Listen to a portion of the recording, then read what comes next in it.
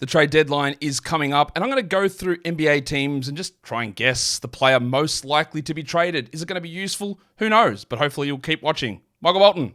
Thanks, Josh. It's Michael Bolton here, and it's time for another episode of the Locked On Fantasy Basketball Podcast. Let's get to it. Let's get to it, indeed. You are Locked On Fantasy Basketball, your daily fantasy basketball podcast, part of the Locked On Podcast Network.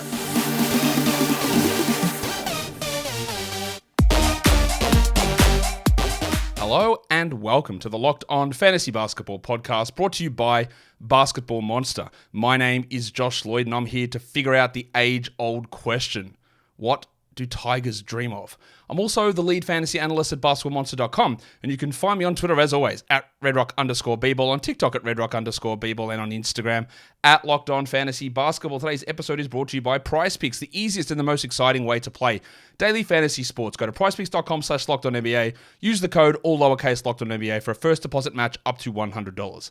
Thank you also for making Locked On Fantasy Basketball your first listen every day. We are free and we are available on all platforms. Go ahead and double bang. So listen to the audio and watch the video. We did a trade show earlier today breaking down the Xavier Tillman deal and the Simone Fontecchio deal. There's the live trade deadline show tomorrow, which you go pre-bang Thursday, tomorrow, February 8th, 1 p.m. Eastern. Get ahead and get involved in that one. A lot of people say, man, I think the trade deadline is going to be a real letdown. So what? I know that, again, I don't think that we should be... Yeah, that's moralizing. I don't need to talk about that. If it is a dud, it's a dud, right? That's okay. And as a general rule, the NBA trade deadline, as a general rule, it causes more players to lose fantasy value than it does players gain fantasy value. Just be aware of that. I do still maintain holding onto the ads is a good idea to wait and see if anything shakes free. But usually more players lose value as good teams look to acquire guys, and that can cut off the value of some other players. The bad teams might move on for some players, but then we know that shenanigans happen there and weird minute splits and odd rotations happen, leaving situations where there's not necessarily a very, very clear winner all of the time. And that stuff sort of has phases where it's, there's a winner pre-All-Star break, a winner post-All-Star break, another winner post-March 20th or whatever it is, so it does change quite a bit. That is my general experience with the NBA trade deadline and its impact in fantasy basketball. I haven't gone to the lengths of telling you there are these must-stash players this season, because there are not, in my opinion, because the way that the trade market is looking, I don't see the obvious thing that it's going to shake out. What I am going to do here is tell you who I think might be traded, but again, I don't think that there is significant value in getting in here and grabbing these guys and waiting, because I just think it's going to be very messy with a lot of different things that are sort of lower end sixth men, seventh men, fifth starter type players, which probably don't impact fantasy that much or put us into confusing situations. Again, people will be like, someone left a comment, man, we don't care about what's happened. You've got to try and prepare us for what's going to happen so we can make those moves, because in competitive leagues, these things have happened. Cool. In competitive leagues, no one was stashing Simone Fontecchio waiting for a trade, or they were, I'm going to grab trade Jemison because I know Xavier Tillman's going to get dealt. That is how trades work. Like, you just don't know what's going to happen for the vast majority of the time. The times when I think I know what something is going to happen, we get ahead of it. And that happened 2-3 times last season, not really at all this year. So we've got to be ready to react when things go down. And there was a trade that happened, and it was another absolute non-event. Monty Morris moves from Detroit. When Monty Morris was injured this season, I was like, hey, does he ever play for Detroit? But he got 6 games in. He moves from Detroit to Minnesota in exchange for Troy Brown Jr., Shake Milton, and a 2030 second-round pick. This is actually a huge upgrade for the Timberwolves from a real-life perspective. Milton has sort of lost his job there. We saw Jordan McLaughlin getting minutes. Troy Brown was out of the rotation. Monte Morris, is a very, very capable backup point guard to provide insurance behind Mike Conley. That is huge for them. It doesn't matter at all for fantasy unless Conley gets injured. Then we can stream Morris in. But you know about Monte Morris. He's one of the most boring fantasy players in the world. And even if he plays 30 minutes a night, we don't really care. So, yeah, we don't care. And then on the Detroit side, well, they've still got stuff they need to do. They need to cut somebody or make another trade because they don't have the roster spot to take both Troy Brown and Shake Milton back. And, I don't know what they're going to do with that. But does that mean that Shake Milton becomes an ad? No. He's going to be behind Burks, Cade, Ivy, probably Sasser. Maybe Monty's best mate, Killian Hayes, is back in the rotation now.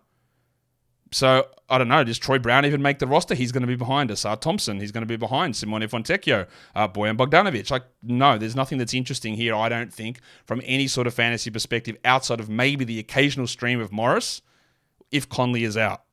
Again, Detroit clearly isn't finished. I said this in the earlier show today about the Fontecchio trade. The Pistons are not finished. An hour later, they made another trade, and I'm telling you now, they still aren't finished because they can't go with this roster. They need to cut somebody or make another trade or do something. They are not finished. So, yeah, that trade happened, and we don't really care that much. So, again, I think a lot of this, take it with a huge grain of salt, what I tell you about the player most likely to be traded. I might hit 5 out of whatever. I think I'm doing 27 teams here. There might be 5 guys that get moved out of this list, and in a lot of cases, it won't make a difference for fantasy. Another reason why, again, I do really think that Fab is always the best way to go for fantasy leagues. You don't want to reward the first come first served nature of people because people aren't dedicated to their fantasy teams. It's not their life. It shouldn't be a life. It's a hobby. It's a fun thing. Having a Fab thing where the dust can settle, then you can go, okay, so what am I going to do now is the best way of doing it. Versus like I am on my phone 24/7 ready to make the ad. Silly stuff, I think. But I know what happens. Let's talk. Look, I say who is moving. I don't know. I'm telling you, I don't know. I have maintained the whole way through that I have 2 players that I think are the highest chances of getting traded, and it's Dejounte Murray in Atlanta and D'Angelo Russell for the Lakers. And not really changing my mind on that. That's how I think it's going to go. So I would say for the Hawks, we're starting off here that Dejounte Murray is the most likely player to be traded. I've heard a lot of stuff about that, and I do think that is going to happen. Where he goes, I don't know. Where he goes, what does it do for his value? It probably, I'm going to guess, keeps it about the same. I don't think he's going to go to a bottom-feeding team that lets him run the entire show. I'd say he'd go to a team that's pretty good, and he then would play with players of the equivalent level of Trae Young, sort of in that role that doesn't really suit him. So I don't think it's a big bump for him or anything. In Atlanta, if Dejounte moves on, well, somebody would come back, most likely. If he goes to LA, does Max Christie come back? Does D'Angelo Russell get routed somewhere else and they get a guard back from Brooklyn? Does Bogdanovic take that starting job? I don't know.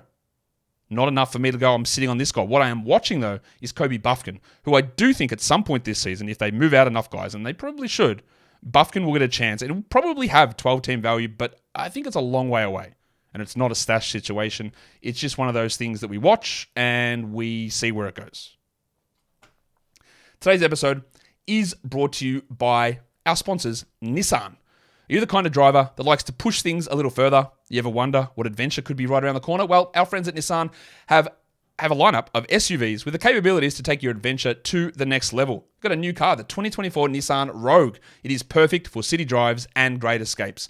Class exclusive Google built-in as your always updating assistant to call on for almost anything. You don't even have to bother with connecting your phone. They've got Google Assistant, Google Maps, the Google Play Store, built right into the 12.3-inch HD touchscreen infotainment system. The 2024 Rogue is the perfect mid-size crossover for your next adventure.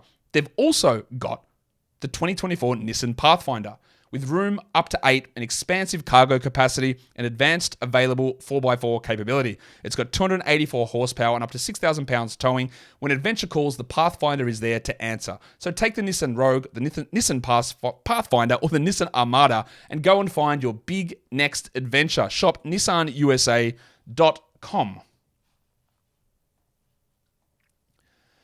All right, so let's get into a few more of these teams now. We've done the Atlanta Hawks. I'm not going to do Boston. I think they've made their trade, Lamar Stevens for Xavier Tillman. I don't think there's another one coming for them, and I'd be pretty surprised, honestly. I think the most likely player to be traded in Brooklyn is probably Spencer Dinwiddie, but they should be entertaining offers for Johnson. They should be entertaining offers for Bridges. They should be entertaining any offers to get out of Ben Simmons, honestly. Nick Claxton's an unrestricted free agent. They should be making multiple moves. But I would say the most likely to go is Dinwiddie. I don't believe you need to hold Dinwiddie waiting for him to be traded somewhere good. It's only a 50-50, even probably less of him, because he's not a good fantasy player in general. He needs to find, points league is a bit different, he is good in that, but he would need to find the right spot. Like maybe if he did go to Atlanta and play next to Trae, a horrible pairing by the way, maybe he would get more opportunity and be a better points league guy, but I don't really care. The player to watch there is probably Dennis Smith, but last game we saw no Lonnie Walker, no Dorian Finney-Smith, and Dennis Smith barely played. He's got some upside value, so we can sort of watch that from afar. The other guy I'd watch is Jalen Wilson. If they do clear out a Finney-Smith or an O'Neal there, he might push into some value later in the season, I would think. We still haven't had the MRI updates on Cam Johnson as well. So just watch a Jalen Wilson. But Dennis Smith's the other one that we sort of keep a finger hovered over. The Hornets.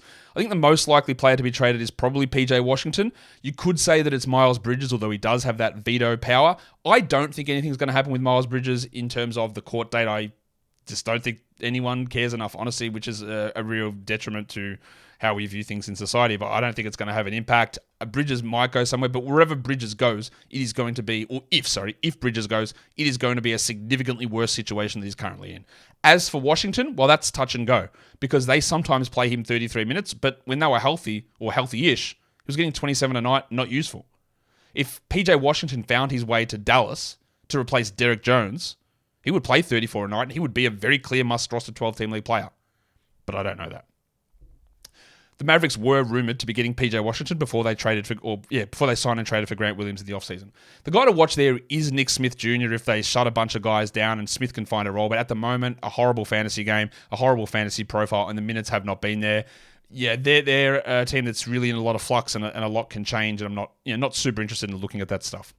The Chicago Bulls, I think it probably is the big avocado who's the most likely player to be traded, Andre Drummond. We're hearing there's a lot of, I think, wish casting as well with Andre Drummond. Well, the Sixers need a center, so Drummond used to play for the Sixers, so why doesn't he go there? I guess maybe. But honestly, if he goes to Philadelphia, who's the Bulls center? I know it's Vooch, but who is the backup? Because they literally have nobody. So what center would the Sixers send back? Mo Bamba? I guess maybe. Maybe. But then like that, further depletes the Sixers center stock.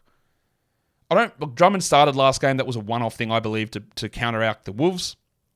If you want to stash him and hope that he gets traded, I think we're talking a less than 10% chance of that being successful. It could happen, and he would be a very clear must-roster player in that scenario. But who knows, man. The player to watch could be Terry Taylor, because again, they don't have centers. So if Drummond is moved, he would have to play the backup minutes. It's either him or Adama Sanogo, who I don't think's played a single minute this season. And Taylor, that's where they would need to do something else to get another center in. Pretty rough stuff. And, of course, Vooch is starting. They could blow things up and chuck DeMar DeRozan somewhere, or chuck Vooch somewhere, or chuck Caruso somewhere. I don't think they're going to. They could. But I doubt it. I don't think we need to care at all about the Cavs. Maybe it's milk as an expiring contract. Ty Jerome is not going to play. Expiring. He's not going to play all season. Maybe they use him and some picks to get an upgrade in their depth. Well, whatever. It's not going to matter for us. They're not trading anybody else. Sam Merrill, just in case they do move on from somebody like a Dean Wade or a George Niang or an Isaac Okoro, and Merrill finds a 20-minute-a-night role, seems really unlikely to me.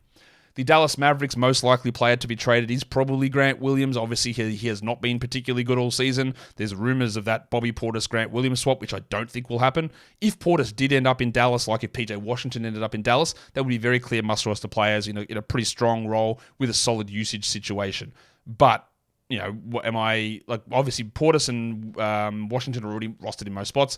Grant is a guy that just is never going to be, I don't think, a 12-team league player, irrespective of where he goes. I've got Derek Jones as a player to watch, but couldn't be less interested in watching him, to be honest. There was no other real name there. The Nuggets, I don't think is going to be super active. It's going to be anything really small if they do it. Do they trade picks for a backup center and never play him again? Maybe. Maybe Justin Holiday, who was in the rotation, sort of out of it now. Maybe he's a guy that they move on from.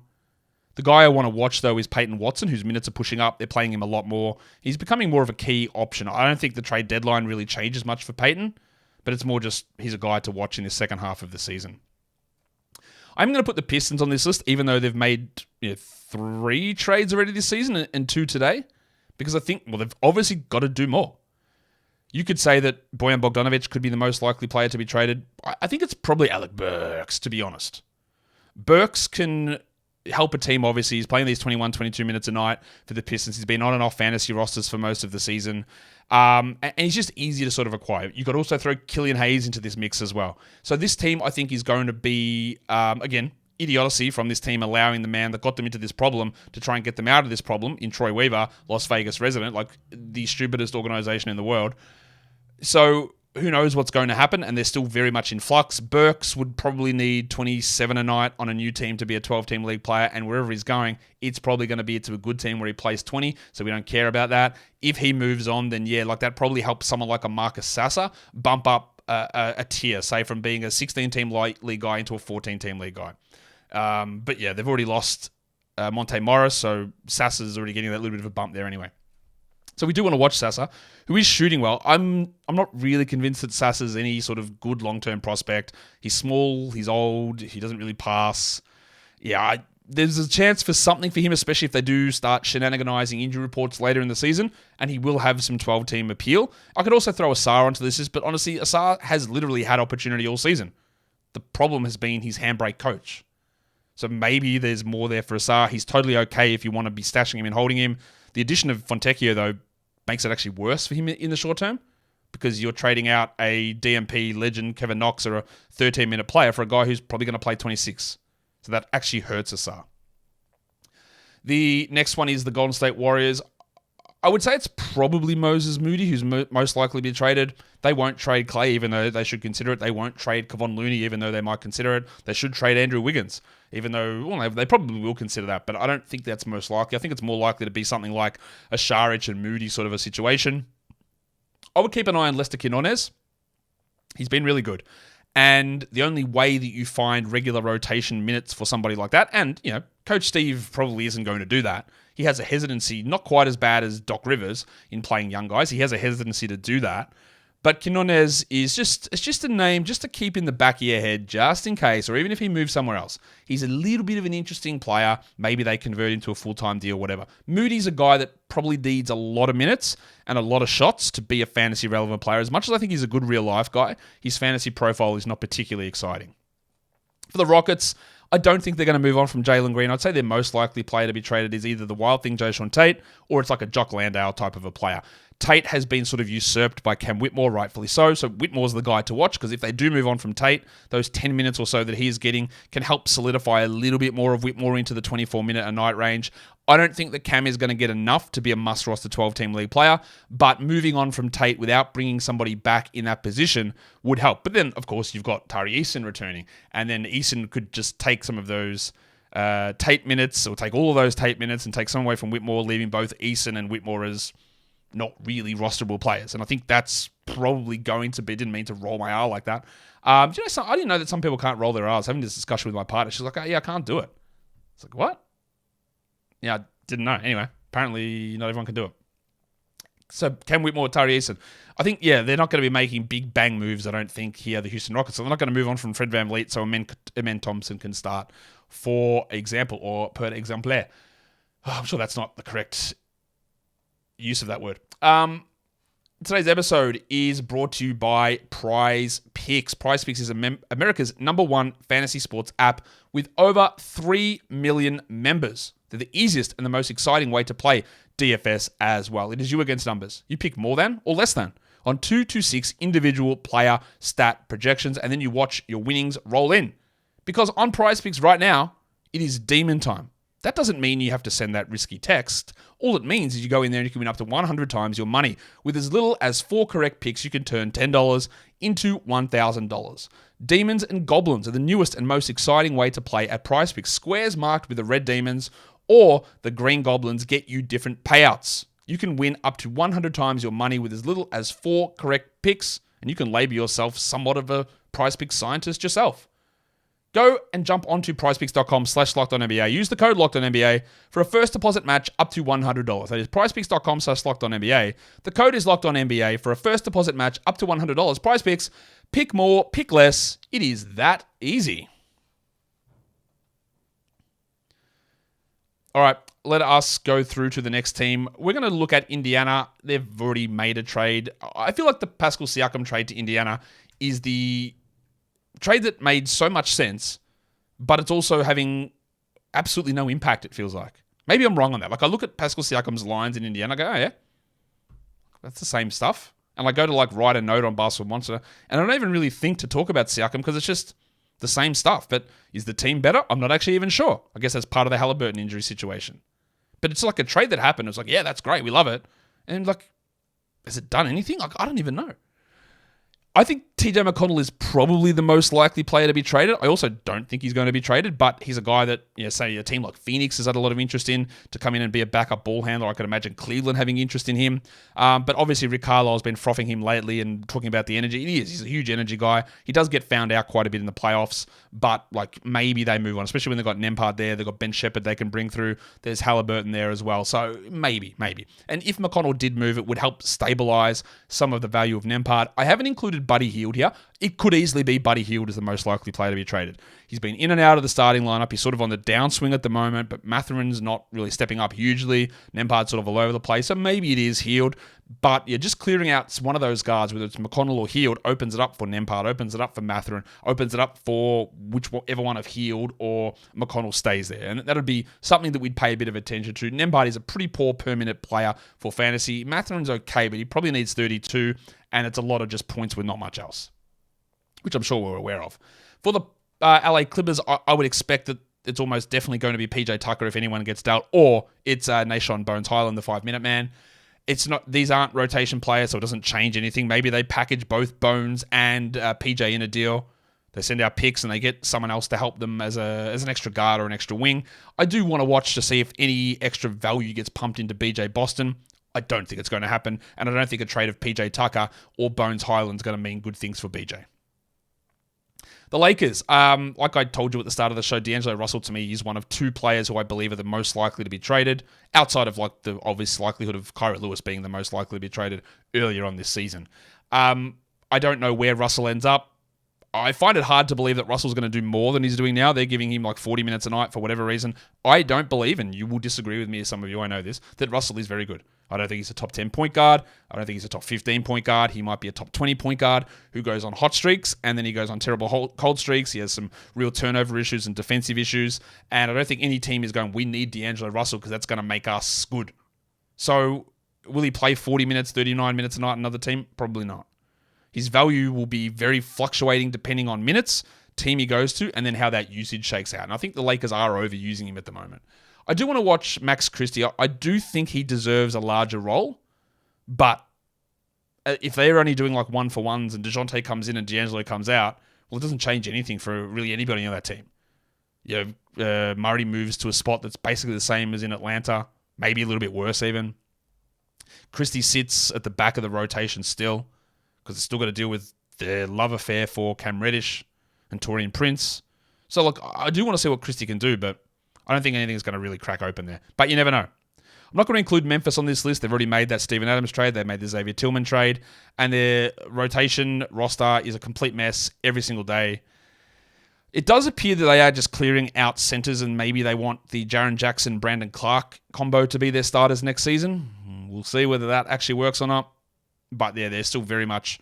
I don't even know if Clark's going to play this season. They're a team that is impossible to know. Miami, I think the most likely player to be traded for the Heat is Little Chungus, Nikola Jovic. I know there's going to be Heat fans. Man, nah, he's good. He's still young. Just wait. Look, he's not. He might become good. I don't think he will. They've made their trade. They've got Terry Rozier. I don't think they're going to swing for anything else. Maybe it's Tyler Hero. I'm not sure. He's obviously in a slump, but is he needed with Rozier there? I guess so, because they still don't have much in terms of ball handling. Jovic is a little bit surplus to what they do, so maybe they could chuck him in some picks to get some depth back up, or maybe at some point a legitimate 4, because they have none of those. Maybe. I don't know. Caleb Martin's role is something to watch. He's moved back into the starting lineup, but I think overall, if they are making a trade to upgrade, they'd probably, after they've got the ball handler now in Rozier, they'd probably want to get someone who can play the 4, because they don't have anyone to do that.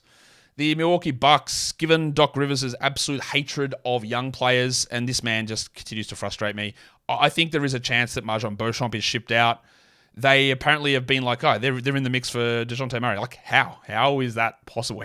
What the hell are they sending out? Oh yeah, they're maybe moving on from Porter. It's their name is brought up in everything, and I am certain that the Bucks are going to make a move. What that move is, I don't really know.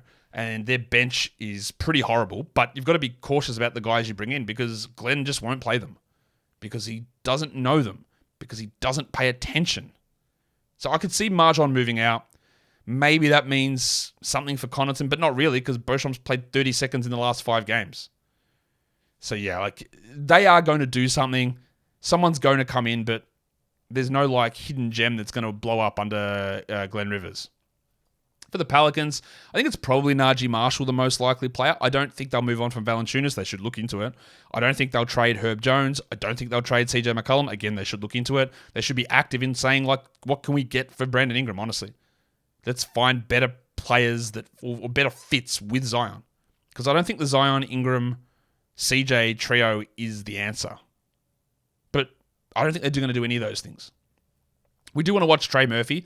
If he can push into a consistent 30-minute-a-night role, I don't think he can. I believe there was a rumor about Dyson Daniels being dealt at some point. Like, Dyson would need to move to a pretty bad team that'll give him 32 minutes a night and let him have a little bit more ball handling. Look, he's got the peripherals. He does have a very strong overall fantasy game apart from usage, but he needs those minutes to jump those things up. The Knicks, they've made the traders already. We know this. I think the most likely thing for the player for them is going to be Evan Fournier, because the contract, and he just doesn't play, and obviously he doesn't want to be there. They could move Quentin Grimes, we've heard. I think that getting someone like a Bruce Brown or a Malcolm Brogdon would be key. They have absolutely no fours on this team, and they have absolutely no ball handlers, really. It's Brunson and McBride. That is it. So they do need to upgrade those two positions. I don't think they're going to be moving on from somebody enough to open up enough minutes at this point to matter. We just have to watch that. It could happen. Maybe they do move on from the 20 minutes of Grimes. Bruce Brown comes in, and then he takes the 10 minutes that McBride plays, and he plays 30 a night off the bench. That's possible. But in terms of guys there, maybe we watch Grimes to see if they trust him a little bit more. Pretty doubtful, though. The Thunder, I believe the most likely player to be traded there is Trey Mann. I believe that he's asked for a trade across the offseason. He just isn't getting any minutes, and he would be an interesting guy if he got traded to a terrible team to see him actually just go off with some usage. I don't think he's a very good player, but he could put up some numbers.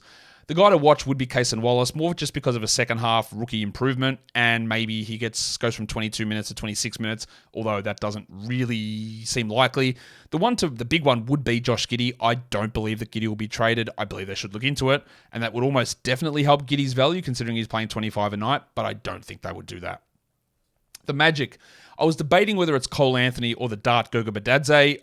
Anthony's got the rookie extension, which can make it a little bit tough at times to make those deals.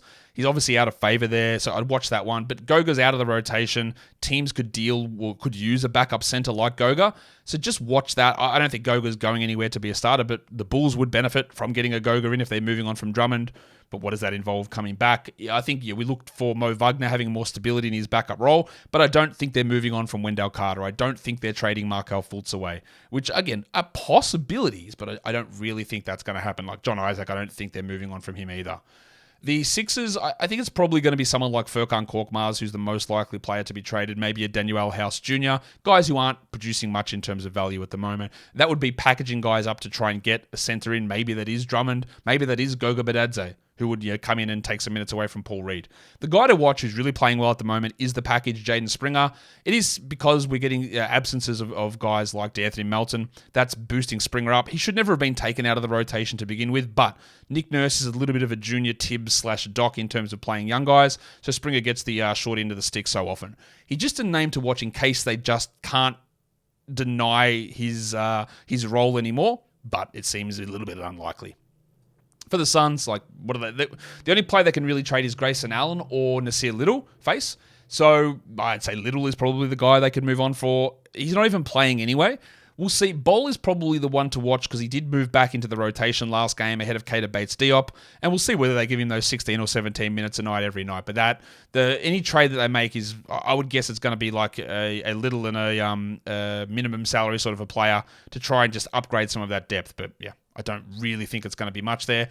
I will still say that in Portland, the most likely player to be traded is Malcolm Brogdon, even though the reports coming out suggest that is way more unlikely to happen now, and I get that. That's with the Shaden Sharp injury. But if we're looking between him or we're looking at DeAndre Ayton or Jeremy Grant, to me it's way more likely that Brogdon is the guy to be traded. If he is traded, his value would fall almost 100%. And by that, I don't mean his value would be 100% reduction. I mean that it would be basically guaranteed that he would 100% likely that his value would fall. Yeah, sorry for that misclarification. Scoot would be the guy to watch. I just think he needs to be absorbing all of these minutes anyway. And I think once we hit mid-March, you'll see Brogdon's knee soreness crop up and Scoot playing 35 minutes a night every night. So he's maybe got a chance to be opened up a little bit, giggity, at the trade deadline, but it's more probably going to be later on. The Sacramento Kings, I would say Davion Mitchell is probably the most likely guy to be traded. He's been in and out of the rotation. They put Keon Allison ahead of him at one point.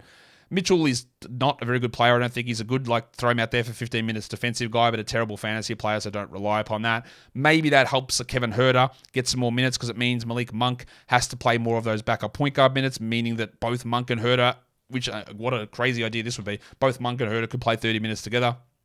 But of course, if you're trading Mitchell out, you're probably getting somebody else back in. And I don't know who that would be or what they'd be looking for. Probably a little bit more forward depth, so they don't have to dip into using Kessler Edwards or Sasha Vezenkov as much as they have been. For the Spurs, I would guess it's either Doug McDermott or Chetty Osman as the most likely player to be traded. They should be looking at trading a Keldon Johnson, but it's probably more likely the McDermott moves. If McDermott moves or Osman moves, it just gives 2, 3, 4 extra minutes to bubble Champagny. And in 30 minutes a night, Champagny would be a 12-team league player. So that's one to just keep an eye on. He's starting, obviously, but he's playing 21, 22 minutes a night. And that's not quite enough. For the Raptors, the most likely player to be traded there, I believe, is Bruce Brown. Behind that, it's probably going to be Gary Trent. Brown, I think you just hold to the deadline. It probably ends up a drop because it depends where he ends up. But 31, 32 minutes of Bruce Brown's a 12-team league player. The guy to watch there is Grade A Dick. And I actually think if we're going to talk stashes, I think he is going to have a 30-minute-a-night role at some point in the last 2 months. It won't be right after the deadline, but if they moved out Trent and Brown and didn't bring another guy back, or even if they did, I would think that they would prioritize Dick next to Barrett and quickly, and he's got a little bit of passing ability. He's got some rebounding. He's got some steals. He's not a completely empty scorer like Gary Trent. So he's one to watch that if you want to get funky and stash, it's going to take a while, but Dick has an open path. The Jazz made that deal today. I think that Kelly Olynyk is probably now the most likely player to be traded. I think they're going to still mix things up quite a bit. Taylor Hendricks is very, very clearly a guy I want to watch because moving on from Fontecchio might mean Markkanen plays more at the 3, but more to the point that if you move Olynyk as well, Hendricks will have to be an every night regular rotation player. And then I think you'll get some injuries cropping up at some point like they did last season, and Hendricks for the last 3 weeks of the season is a 30-minute-a-night player and probably a top 100, 110 fantasy guy. But again, I don't think that's going to happen right now. I don't think they're going to clear out everything, and Hendricks is starting as of Friday. But it's a name to watch. I think Olynyk probably gets moved. And in Washington, it's Tyus Jones, I would guess. Kyle Kuzma coming a little bit behind that. Maybe Daniel Gafford behind that. The market for Jones has tightened up now that Monte Morris has gone to Minnesota. Jones is still a viable player, is a really good backup. He probably still thinks of himself as a starter. Maybe they only accept, he's an unrestricted free agent. He's not staying in Washington, my guess. Maybe they get 2 seconds and a player back. If he is out, that does help Bilal because I think they'll just put Jordan Poole at point guard and Bilal will start at the 2. But Bilal needs probably another usage guy to be gone because he's not going to be that guy that demands the ball. He's a defensive stats streamer, a little bit like a better Isaac Okoro, but probably needs a little bit more to bring his offensive game along. But he's the guy we watch. Yeah, there's no shoplifting legend Ryan Rollins isn't there anymore. DeLon Wright, maybe he's a guy that gets traded as well. Maybe it's bust legend John Davis who steps into. I think actually John Davis in April will have a role. And just through bludgeoning through volume, he might have numbers. But yeah, it's a pretty rough situation, I think, there at the moment. And that's where we go. Didn't cover every team because there's 3 teams I don't think we need to talk about.